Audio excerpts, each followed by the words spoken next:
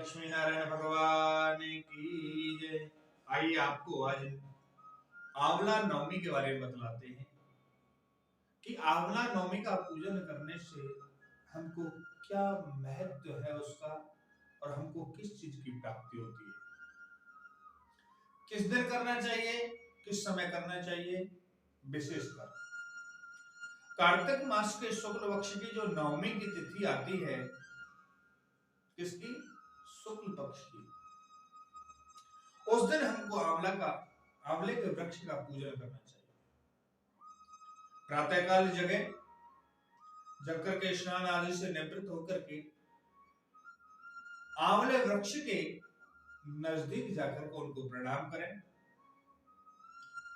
उसके पश्चात उनको जल अर्पण करें, दुग्ध अर्पण करें और दुग्ध के बाद में उनको पुनः जल अर्पण करें। कलावा तोड़कर चढ़ाएं, रोली से टीका लगाएं, चावल लगाएं और उसके पश्चात हो सके आपके पास में मिष्ठान वगैरह हो तो भोग भी लगाएं, फल हो तो भोग भी लगाएं और दक्षिणा अर्पण करते हुए उनकी परिक्रमा करें और उस दिन ब्राह्मण को भोजन कराएं। जो भी आपसे दान दक्षिणा बन सके वह ब्राह्मण को दे करके ब्राह्मण से याचना करें और उनसे कहें, महाराज हमारे व्रत में कोई भी त्रुटि रह जाए तो उसको क्षमा करें। एक छोटी सी कथा मैं आपको श्रवण कराने के लिए जा रहा हूं। प्राचीन काल में काशी नगरी में एक निसंतान धर्मात्मा वैश्य रहा करता था। एक दिन वैश्य की पत्नी के मन में अचानक आया कि बहुत दिन हो गए संतान नहीं है। व्याकुल होकर के वह एक सहेली के यहाँ गई और सहेली के पास जाकर सहेली ने उससे पूछा, बहन क्या कारण है जिसकी वजह से आप इतने व्याकुल हो? आज वैश्य की पत्नी ने बताया कि बहन मैं भी चाहती हूं कि मेरी कोख से कोई बालक जन्म ले और मेरे कोई संतान नहीं है, क्या करो? आज उस पड़ोसन ने कहा कि आप ऐसा करो, पुत्र ही चाहते हो या पुत्री चाहते हो, जैसा भी चाहते हो, किसी बालक को लेकर के भैरव के नाम से बलि प्रदान करो भैरव जी को। भैरव जी प्रसन्न होकर के आपको आशीर्वाद देंगे। वैश्य की पत्नी ने मन ही मन विचार किया कि पड़ोस में ही एक कन्या खेल रही थी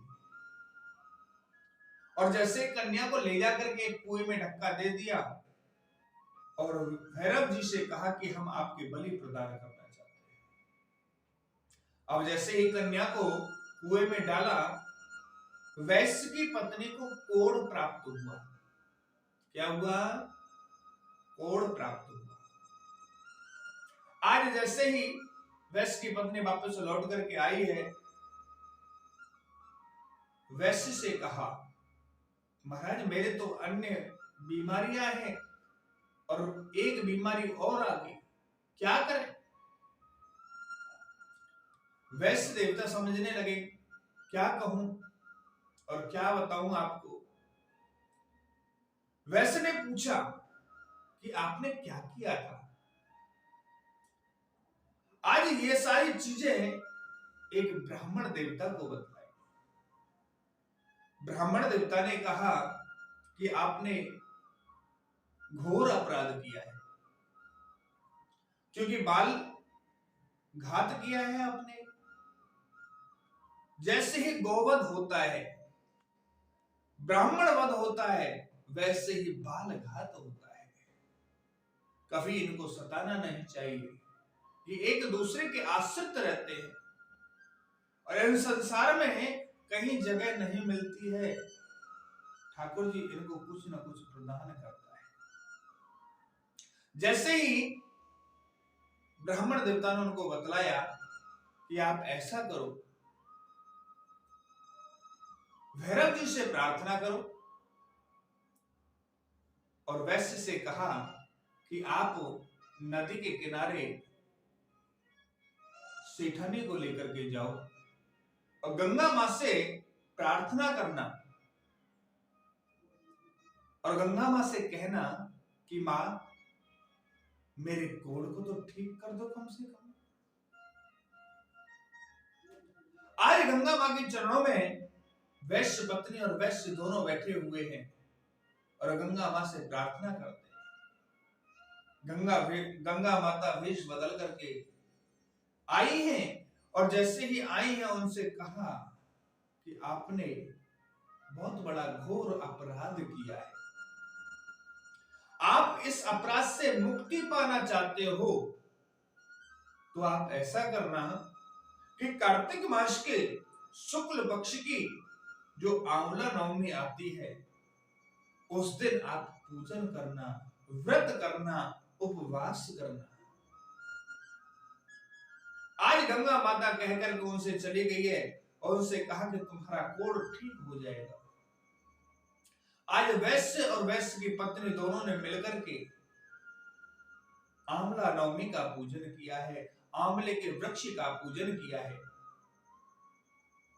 और उन्हें पहले जैसा शरीर प्राप्त हुआ। हमको कामना रहती है कि हमारे घर में लाल गोपाल बाल सभी खेलने चाहिए, पर क्या करें, किस्मत में जो लिखा है उसको तो भोगना पड़ता है मेरे प्यारे, उसको तो भोगना पड़ेगा। जैसे ही गंगा मां ने और आंवला नवमी महारानी ने उस वैश्य पर कृपा की, वैसे ही सभी के ऊपर कृपा करें। और हमारी यही कामना है कि हमारे घर में किसी चीज की कमी ना हो, ना बाल गोपाल की कमी हो, ना धन धन की कमी हो। हमारे घर में जैसे वैश्य के घर में धनाढ्य हो गए, पैसा अनंत हो गया, वैसे ही उनके घर में लाल खेलने लगे, गोपाल खेलने लगे, वैसे ही हमारे और आपके घर में भी गोपाल खेलते रहे। आंवला नवमी महारानी की जय।